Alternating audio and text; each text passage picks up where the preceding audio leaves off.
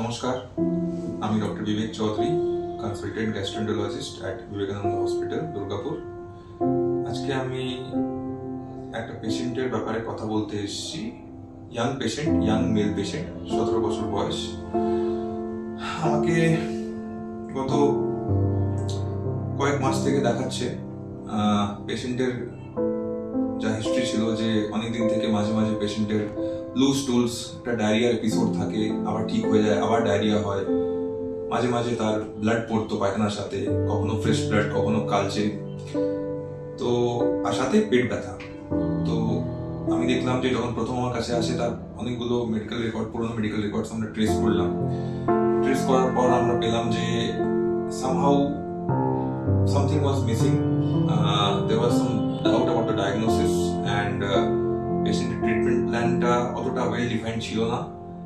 শুরু থেকে ইভ্যালুয়েট করলাম পেশেন্টকে, আর after diagnosing the condition of the patient, যেটা পেশেন্টের হয়েছিল ইনফ্লেমেটরি বাউল ডিজিজ। বিভিন্ন রকমের ইনফ্লেমেটরি বাউল ডিজিজ হয়, যার মধ্যে একটা ভ্যারাইটি হয় যেটাকে বলে ক্রন ডিজিজ। সো এই পেশেন্টের কোলোনিক ক্রনস ডিজিজ হয়েছিল, যেটাকে ক্রনস ডিজিজ আগে বলতো, এখন ক্রন ডিজিজ বলা হয়। তো এটা একটা ক্রনিক একটা ডিজিজ, যেখানে পেশেন্টের পেট ব্যথা হতে পারে, ক্রনিক একটা ডায়রিয়া হতে পারে, মাঝে মাঝে পেশেন্টের এপিসোড গুলো একটা ভ্যাকসিন মেনিং একটা কার্ভ থাকে ইলনেসের। কিছুদিন পেশেন্ট অসুস্থ থাকবে, ডায়রিয়া হবে, ব্লাড থাকতে পারে পেশেন্টের স্টুলের সাথে, আবার কিছুদিন নর্মাল হবে, কখনো কখনো পেট ব্যথা আবার ঠিক হয়ে যাবে। তো একটা ভ্যাকসিন মেনিং একটা কোর্স থাকে, আপ ডাউন একটা কোর্স থাকে আর কি। সো পেশেন্টকে আমি কয়েকটা মেইনটেনেন্স মেডিকেশনে রেখেছিলাম, কিন্তু রিসেন্টলি আমার কাছে ফোন আসে, পেশেন্টের মায়ের ফোন এসেছিল যে পেশেন্টের অবস্থা একটু খারাপের দিকে যাচ্ছে, পেশেন্টের প্রচন্ড পেট ব্যথা, বেশি বেশি করে রক্ত নামছে পায়খানার সাথে, আর অনেকবারই বাথরুম যেতে হচ্ছে পেশেন্টকে। তো যেটা আমি আগেই বললাম যে ইনফ্লেমেটরি বাউল ডিজিজের একটা ক্যারেক্টার যে ভ্যাকসিন এন্ড ওয়েনিং কোর্স থাকে একটা, সো এটা একটা খারাপ একটা স্পেল শুরু হলো পেশেন্টের। এবার এই স্পেলটা শুরু হওয়ার অনেক কারণ থাকে, তার মধ্যে one of the most common কারণ ইজ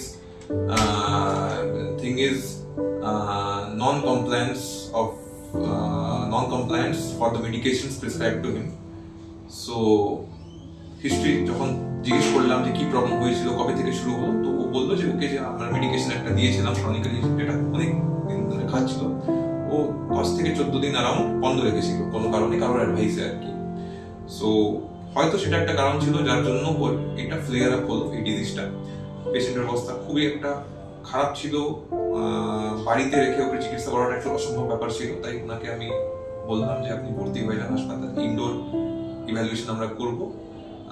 উনি ভর্তি হলেন, বাচ্চাটা ভর্তি হলো, বাচ্চার সাথে ওনার মাকে আমরা মানে ফার্স্ট ডে থেকে আমরা পুরোটাই কাউন্সিলিং করতাম regarding what is the future plan, how we manage the patient and what should we expect and what is the natural history of the disease, because অনেক সময় এটা আমরা ভুলে যাই, but it is very important thing কি যে কোনো illness যেটা আমরা ডায়াগনোজ করতে পেরেছি তার একটা ন্যাচারাল কোর্স থাকে। In future what should be expect, what should be the disease behaviour, specially in case of ক্রন disease. তো সেগুলো আমি সব ওনার মাকে আর অন্যান্য বাড়ির লোককে জানালাম। আমার পেশেন্টটাকে ভর্তি করে ওনাকে স্টেবিলাইজ করলাম কয়েকটা ইনডোর আইভি মেডিকেশনস দিয়ে, প্লাস কিছু মেইনটেনেন্স ওরাল মেডিকেশন দিয়ে ইভেন্চুয়ালি ডিসচার্জ করতে পেলাম। পেশেন্ট যে কন্ডিশনে ছিল 3 থেকে 4 দিনের মধ্যে পেশেন্টটা অনেকটাই বেটার ফিল করতে আরম্ভ করলো। Eventually after a few days we discharged him and he is under my follow up and has been asked to follow up with me at my OPD at regular intervals so that there is no recurrence of the symptoms. Maybe there will be recurrence in future when the disease behavior will change, but at least he should comply with the medications and stick to the plan that I have mentioned to him and his parents. So আশা করছি patient যে আর কোনোদিন patient ভর্তি যাতে না হয়, আমি সেটাই ভগবানকে বলি, যেটা আমরা সবসময় বলি পেশেন্ট রিলেটিভসকে, যে we want that the patient should not be admitted again. Patient should be stable with the medications and certain lifestyle and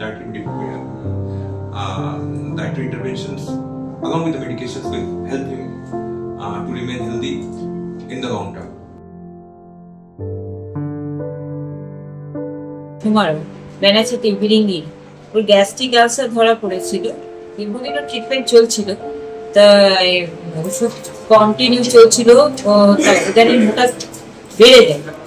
স্যারকে দেখানোর পরে স্যার ইমিডিয়েটলি বললেন এখানে ভর্তি করতে।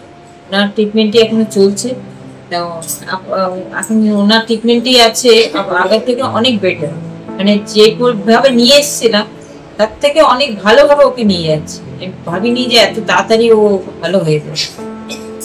এটা খুবই ভালো ফেসিলিটি, তারপরে এনাদের ব্যবহার আমার তো বেশি ভালো লেগেছে। ডাক্তার খুবই ভালো, আমি তো ওনার ট্রিটমেন্টই করাচ্ছি, তা ওনার ব্যবহার অতিরিক্ত ভালো মনে হয় না। ডাক্তারকে ঘোরাবে ব্যবহার ওনার, বিশেষ করে ওনার ব্যবহারে যেন অনেকটা ভালো হয়ে যায় পেশেন্ট।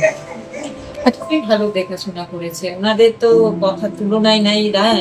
দিন রাত যখন যেটা দরকার হচ্ছে ওনারা সবসময় আমাদেরকে দেখছেন, যেটা হেল্প করছেন, যখন যেটা বলছি সেটাই আমাদেরকে কাছে এনে দিচ্ছেন। কোনো কিছু অসুবিধা হয়নি, এমনকি আমাদের খাওয়া দাওয়ার ব্যাপারে কোনো অসুবিধা হয়নি। যখন যেটা বলছো ম্যাম আমাদেরকে হেল্প করছেন।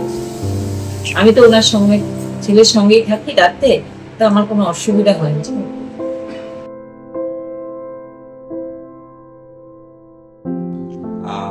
তো আমি এই এতগুলো যে আমি বললাম পেশেন্টের ব্যাপারে, আমার একটাই মেসেজ হবে যে অনেক সময় আমরা ডায়রিয়া বা হালকা একটা কোনো পেশেন্ট যদি চলে গেলো যে একটু ব্লাড দেখলাম কিন্তু আবার ঠিক হয়ে গেল, কয়েকদিন ডায়রিয়া হলো, তো আমরা কিছু ওষুধ খেয়ে নিলাম, যেমন ওরা মেট্রোনিডাজোল বা এন্ট্রোপিনল বা অন্য কোনো অ্যান্টিবায়োটিক খেয়ে নিলাম, ঠিক হয়ে গেল। তো এইরকম যদি সিমটমস বারবার হচ্ছে, বারবার রেকার করছে, বা কোনো ডায়রিয়া যদি 4 সপ্তাহ বেশি যদি আপনি দেখছেন হচ্ছে, বা বারবারই ব্লাড আসছে আবার ঠিক হচ্ছে কিন্তু আবার ব্লাড আসছে, সেটা ফ্রেশ ব্লাড হতে পারে, সেটা কালচে পায়খানা হতে পারে, অবশ্যই আপনি একটা নিয়ারেস্ট ফিজিশিয়ান বা ডক্টরকে দেখাবেন।